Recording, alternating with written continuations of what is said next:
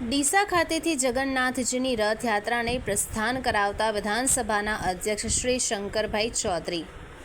દેશભરમાં જ્યારે ભગવાન જગન્નાથજીની રથયાત્રા નીકળી હતી ત્યારે ડીસા ખાતેથી વિધાનસભાના અધ્યક્ષ શ્રી શંકરભાઈ ચૌધરીએ ભગવાન શ્રી જગન્નાથજી, મોટા ભાઈ બલરામજી અને બહેન સુભદ્રાજીની મૂર્તિઓની શાસ્ત્રોક્ત વિધિ અને પૂજા અર્ચના કર્યા બાદ પ્રસ્થાન કરાવ્યું હતું.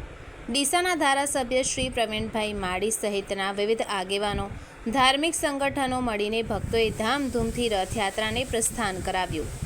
શહેરમાં જય જય જગન્નાથ, હાથી ઘોડા પાલકી, જય કનૈયા લાલ કીનો નાદ ગુંજી ઉઠ્યો હતો.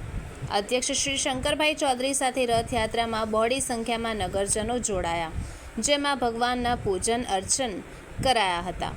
અધ્યક્ષશ્રીએ ડીસાના લોકોનું અભિવાદન ઝીલ્યું હતું. ભગવાન જગન્નાથજીની રથયાત્રા એ શ્રદ્ધા અને ભક્તિનો અનેરો સંગમ છે.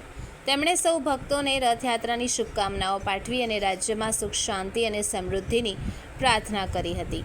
ચુસ્ત પોલીસ બંદોબસ્ત સાથે રથયાત્રા ડીસાના મુખ્ય માર્ગો પર ફરી હતી, જેમાં મોટી સંખ્યામાં ભાવિક ભક્તો ઉમટી પડ્યા હતા. ભજન, કીર્તન અને જયઘોષ સાથે વાતાવરણ ભક્તિમય બની ગયું. ઠેર ઠેર રથયાત્રાનું સ્વાગત કરવામાં આવ્યું અને પ્રસાદ વિતરણ પણ કરાયું હતું. ડીસા ખાતે અષાઢી બીજ નિમિત્તે નીકળેલી ભગવાન જગન્નાથજીની રથયાત્રામાં ડીસા નગરપાલિકા પ્રમુખ શ્રીમતી નીતાબેન ઠક્કર, પૂર્વ રાજ્યસભાના સાંસદ શ્રી દિનેશભાઈ અનાવડિયા તથા ધારાસભ્ય પૂર્વ શ્રી શશિકાંતભાઈ પંડ્યા, સમાજ અગ્રણી શ્રી સંજય બ્રહ્મભટ્ટ, શ્રી પીએન માળી, શ્રી અમૃત દવે, શ્રી બહાદુરસિંહ વાઘેલા, શ્રી દિનેશ દવે અને શ્રી વિજય ચક્રવર્તી સહિત બહોળી સંખ્યામાં સામાજિક કાર્યકરો અને ધર્મપ્રેમી જનતા મોટી સંખ્યામાં જોડાયા હતા. રિપોર્ટર મોહન ભાટિયા, બનાસકાંઠા.